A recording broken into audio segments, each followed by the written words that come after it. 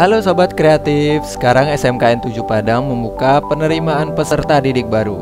Bagaimana alur pendaftarannya? Calon peserta didik membuat akun, menginput data, dan mencetak bukti pendaftaran di PPDB Sumber Prof.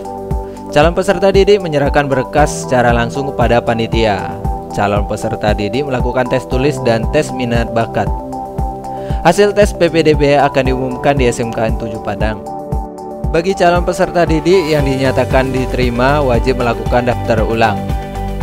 Seleksi tahap pertama, pendaftaran dan tes minat bakat 16-25 Juni, pengumuman 25 Juni, dan pendaftaran ulang 25-27 Juni 2022.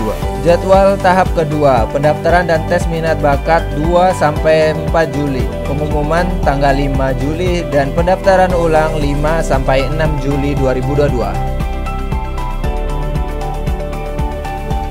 Persyaratan pendaftaran: menyerahkan print on NDSN dari web, fotokopi akta kelahiran, fotokopi kartu keluarga, membawa kartu tanda peserta PPDB online, fotokopi piagam atau sertifikat prestasi, pas foto 3x4 6 lembar dan 4x6 2 lembar berlatar merah, fotokopi rapor 1 sampai semester 5 yang sudah dilegalisir. Yang ingin tahu jurusan yang ada di SMK 7 Padang, langsung ke website SMKN 7 Padang.